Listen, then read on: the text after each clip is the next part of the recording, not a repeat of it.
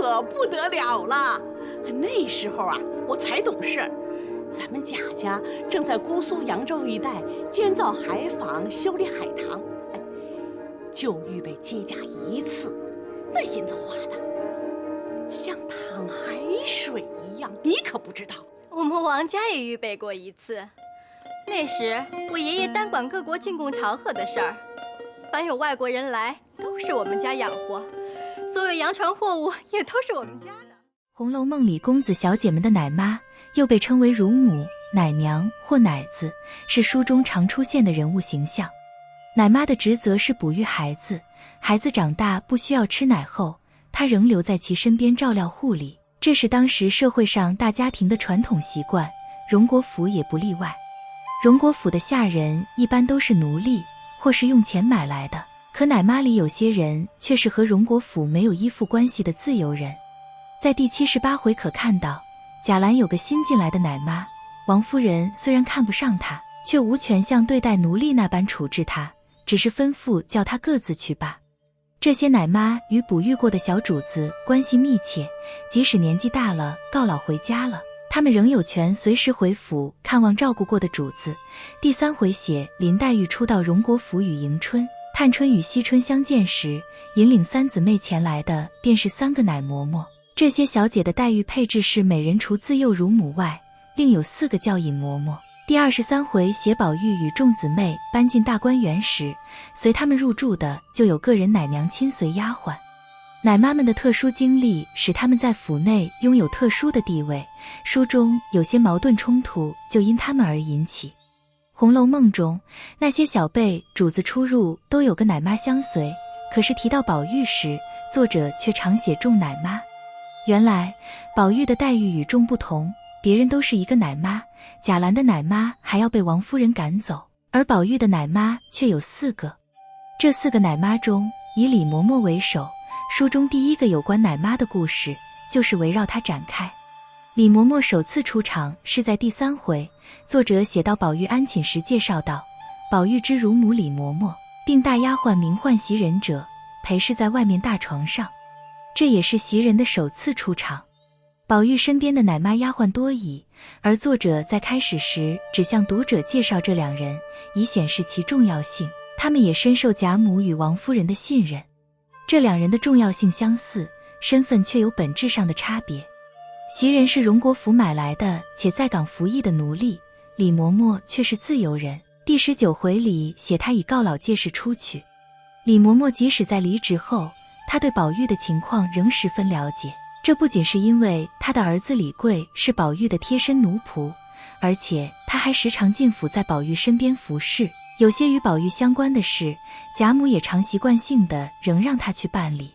我的血变的奶吃得长这么大，这大概是李嬷嬷最喜欢说的话。须知她在宝玉身边奴仆间的地位，正是以此作为支撑。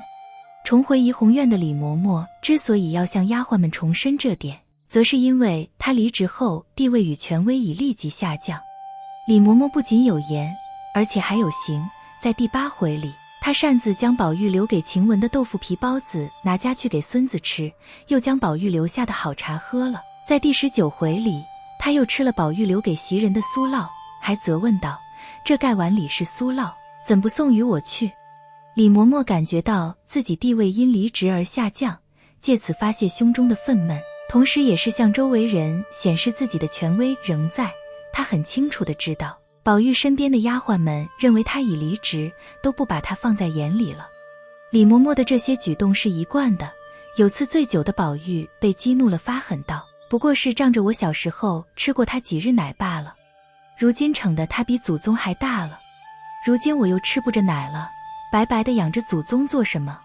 撵了出去，大家干净。”宝玉还十分厌烦李嬷嬷啰嗦的管教，曾向贾母告状道：“他比老太太还受用呢，问他做什么？没有他，只怕我还多活2日。”倘若李嬷嬷亲耳听到这些话，不知会有何感想。人走茶凉是人世间的常情，失去威势的李嬷嬷却无法接受，再加上打牌输了钱，袭人变成了她迁怒的对象，闹得宝玉房中不得安宁。王熙凤一听到喧闹声，便知道李嬷嬷老病发了，这显然已不是偶然发生的事件。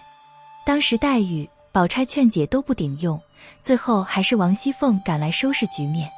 她先提醒李嬷嬷，难道你反不知道规矩，在这里嚷起来，叫老太太生气不成？接着王熙凤又对李嬷嬷说，你只说谁不好，我替你打他。我家里烧得滚热的野鸡，快来跟我吃酒去。这可谓是给足了李嬷嬷面子，倘若是一般下人吵闹，王熙凤早就拿出杀伐决断的手段了。这一细节可让人们形象地感知奶妈的地位，他们即使再有不是，其体面却仍得到荣国府礼仪制度的保障。而由第73回中迎春奶妈的故事可知道，府内也只有贾母有资格惩罚那些奶妈。后来李嬷嬷就像没发生过争执似的，仍经常出现在宝玉身边。之后宝玉的几次重大事件，我们也都能看到李嬷嬷在场，可见不管先前李嬷嬷如何少闹，奶妈毕竟还是奶妈。继李嬷嬷后出场的是贾琏的奶妈赵嬷嬷。李嬷嬷与赵嬷嬷有重要的相同点，她们都是奶妈，且都已离职家住，作者描写的也都是她们重返荣国府时的情景。可是她们形象的差异却十分明显。李嬷嬷给人的感觉是年老昏聩，又爱惹是生非，而赵嬷嬷重回荣国府时却表现得很低调。也许她本来的性格就是如此，但更可能的是，自王熙凤嫁给贾琏后，赵嬷嬷的锐气已被逐渐消磨。须知泼辣强势的王熙凤怎能容许话语权落入他人之手？不过赵嬷嬷毕竟是奶妈，她重回故地受到了热情的款待。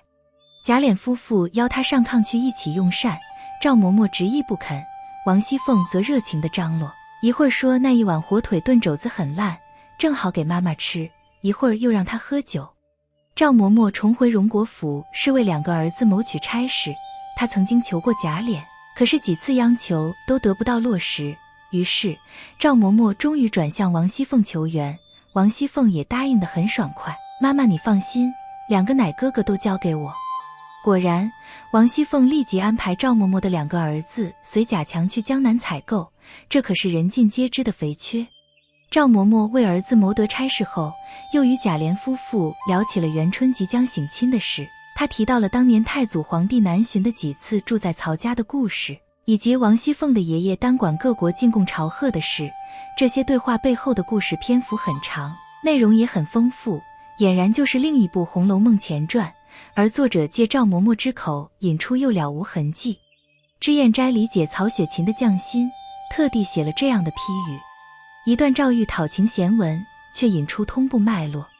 所谓由小及大，譬如登高必自卑之意。作者通过赵嬷嬷等人之口交代了贾府的历史往事，同时也通过口吻表述内容与方式的描写，塑造了低调又自恃奶妈身份的赵嬷嬷形象。这是作者设想中奶妈系列中的重要人物。